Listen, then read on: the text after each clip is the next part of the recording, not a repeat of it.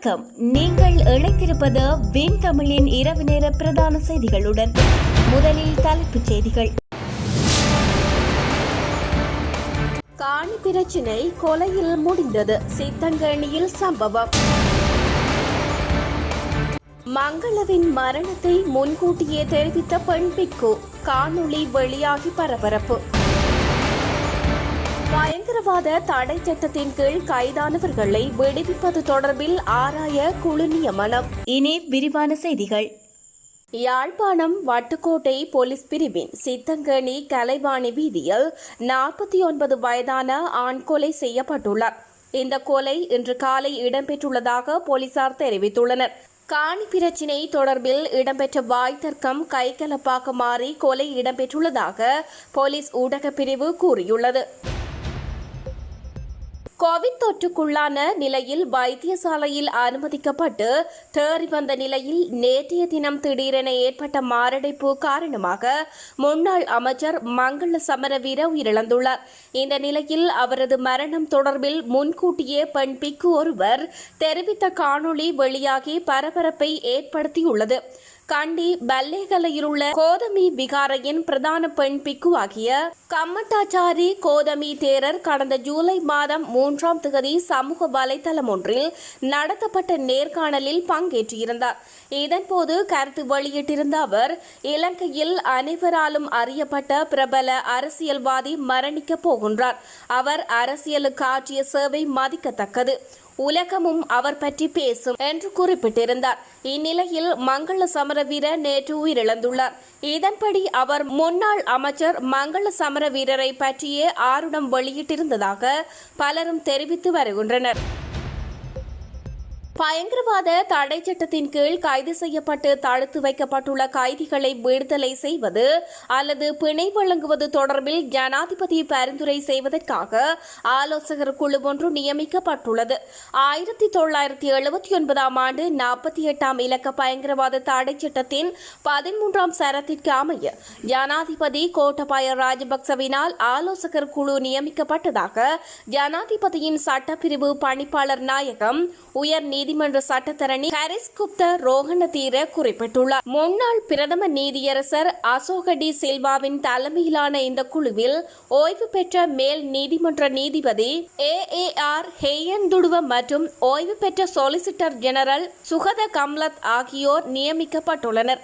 பயங்கரவாத தடை சட்டத்தின் கீழ் தண்டனை அனுபவிக்கும் அல்லது தடுப்பு காவல் உத்தரவின் கீழ் கைது செய்யப்பட்டவர்கள் தொடர்பில் ஆராய்ந்து அவர்களுக்கு பிணை வழங்குதல் அல்லது அவர்களை விடுதலை செய்தல் உள்ளிட்ட தீர்மானங்களை மேற்கொண்டு ஜனாதிபதிக்கு பரிந்துரை செய்வதை இந்த ஆலோசகர் குழுவிடமிருந்து எதிர்பார்க்கப்படுவதாக ஜனாதிபதி ஊடகப் பிரிவு விடுத்துள்ள அறிக்கையில் குறிப்பிடப்பட்டுள்ளது. பாராளுமன்ற உறுப்பினர் ரிசாட் பதியுதீன் மெகசின் சிறைச்சாலையில் வைத்தியர் ஒருவருக்கு கொலை மிரட்டல் விடுத்ததாக கூறப்படும் சம்பவம் தொடர்பில் சிறைச்சாலை தீர்ப்பாயத்தில் விசாரணை நடத்த தீர்மானிக்கப்பட்டுள்ளது. சம்பவம் தொடர்பில் விசாரணை மேற்கொண்ட சிறைச்சாலைகள் உதவி அத்தியட்சகரின் பரிந்துரைக்கு அமைய தீர்ப்பாய விசாரணையை மேற்கொள்ள தீர்மானிக்கப்பட்டதாக சிறைச்சாலைகள் ஊடக பேச்சாளர் சந்தன ஏகநாயக்க தெரிவித்துள்ளார்.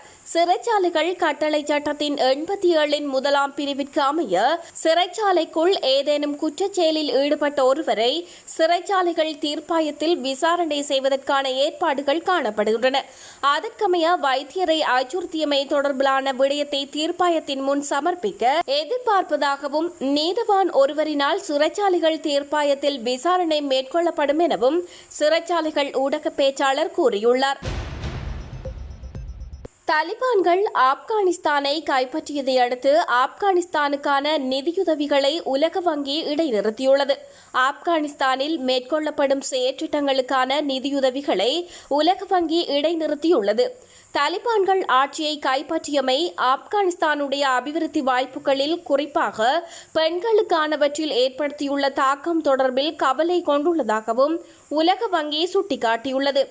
ஆப்கானிஸ்தானுக்கான நிதி வழங்கல்களை சர்வதேச நாணய நிதியம் இடைநிறுத்திய சில தினங்களில் உலக வங்கியினால் இந்த நகர்வு முன்னெடுக்கப்பட்டுள்ளது. இதேவேளை ஆப்கானிஸ்தான் மத்திய வங்கியின் அமெரிக்காவில் உள்ள சொத்துக்களை பைடன் நிர்வாகம் முடக்கியுள்ளது.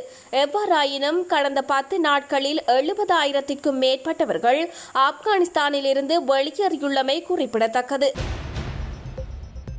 30 வயதிற்கு மேற்பட்டோரில் 51% 2 கோவிட் தடுப்பூசிகளும் ஏற்றப்பட்டுள்ளதாக ராணுவ தளபதி ஜெனரல் சவேந்திர சில்வா தெரிவித்துள்ளார்.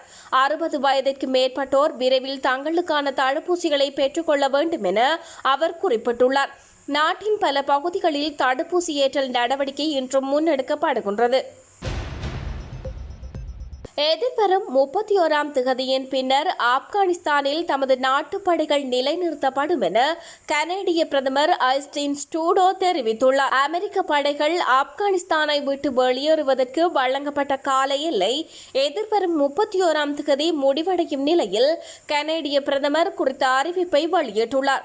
ஆப்கான் மக்கள் நாட்டை விட்டு வெளியேற விரும்புவார்களாயின் அவர்களுக்கு அனுமதி வழங்குமாறு தலிபான்களை தாம் தொடர்ந்தும் வலியுறுத்துவதாகவும் ட்ரூடோ குறிப்பிட்டுள்ளார். இதேவேளை ஆப்கானிஸ்தானிலிருந்து சுமார் 626 பேரை இந்தியா அழைத்துச் சென்றுள்ளது. இதில் 228 இந்தியர்களும் அதிகளவான ஆப்கான் பிரஜைகளும் அடங்குவதாக இந்திய நகர வீடமைப்பு அமைச்சர் ஹர்தீப் சிங் புரி தெரிவித்துள்ளார். காபூலில் இருந்து வெளியேற விரும்பிய ஆப்கான் பிரஜைகளே அழைத்து வரப்பட்டுள்ளதாகவும் அவர் குறிப்பிட்டுள்ளார். சீன மக்கள் விடுதலை ராணுவத்தினால் இலங்கை ராணுவத்திற்கு சினோஃபார்ம் தடுப்பூசிகள் அன்பளிப்பாக வழங்கப்பட உள்ளன. அன்பளிப்பு செய்யப்பட்டுள்ள சினோஃபார்ம் தடுப்பூசிகள் எதிர்வரும் 28ஆம் திகதி நாட்டிற்கு கொண்டுவரப்பட உள்ளதாக ராணுவ தளபதி ஜெனரல் சவேந்திர சில்வா தெரிவித்துள்ளார். நாட்டில் அமுல்படுத்தப்பட்டுள்ள பயண கட்டுப்பாடு வெளிநாட்டு சுற்றுலா பயணிகளுக்கு பொருந்தாது என அமைச்சர் பிரசன்ன ரணதுங்க தெரிவித்துள்ளார். சுகாதார அமைச்சின் வழிகாட்டல்களுக்கு அமைய சுற்றுலா பயணிகள் நாட்டிற்கு வருகை தர முடியும் என அவர் கூறியுள்ளார். கொரோனா தடுப்பூசிக்கான 2 தடுப்பூசிகளையும் ஏற்றிக்கொண்டமையை உறுதிப்படுத்தும் டிஜிட்டல் அட்டை எதிர்வரும் செப்டம்பர் மாதம் 15ஆம் திகதியின் பின்னர் விநியோகிக்க தீர்மானிக்கப்பட்டுள்ளது. செப்டம்பர் மாதத்தின் முதல் வாரமளவில் 30 வயதிற்கு மேற்பட்டவர்களில் 2 தடுப்பூசிகளையும் பெற்றவர்களின் எண்ணிக்கை 75% விட அதிகரிக்கக்கூடும் என எதிர்பார்ப்பதாக சுகாதார அமைச்சர் கெஹலிய ரம்புக்வெல தெரிவித்துள்ளார். இந்த நிலையில் தடுப்பூசி செலுத்தியமைக்கான டிஜிட்டல் அட்டையை விநியோகிப்பதற்கான நடவடிக்கை மேற்கொள்ளப்பட உள்ளதாக சுகாதார அமைச்சர் கூறியுள்ளார்.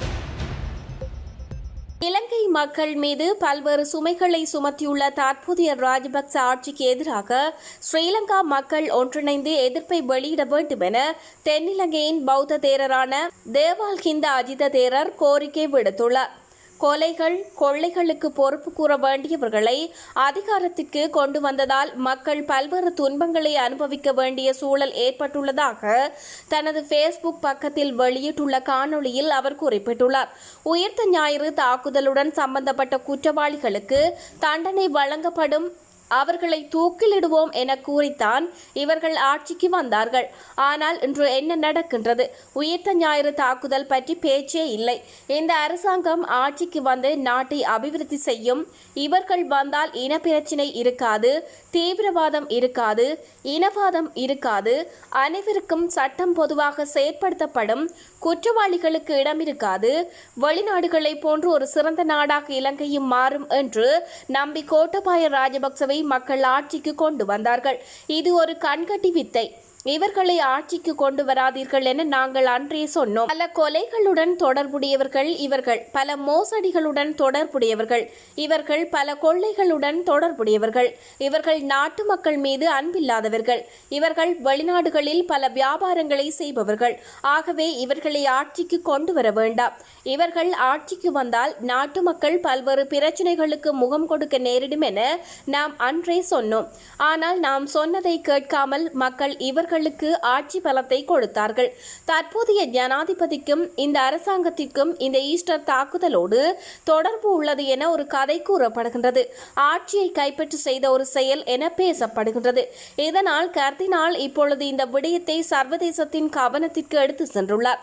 கர்தினால் இவரை நம்பி ஏமாந்துவிட்டார். பல கொலைகளுடன் தொடர்புடையவர்கள் இவர்கள், பல மோசடிகளுடன் தொடர்புடையவர்கள் இவர்கள், பல கொள்ளைகளுடன் தொடர்புடையவர்கள் இவர்கள், நாட்டு மக்கள் மீது அன்பில்லாதவர்கள் இவர்கள், வெளிநாடுகளில் பல வியாபாரங்களை செய்பவர்கள். ஆகவே இவர்களை ஆட்சிக்கு கொண்டு வர வேண்டாம்.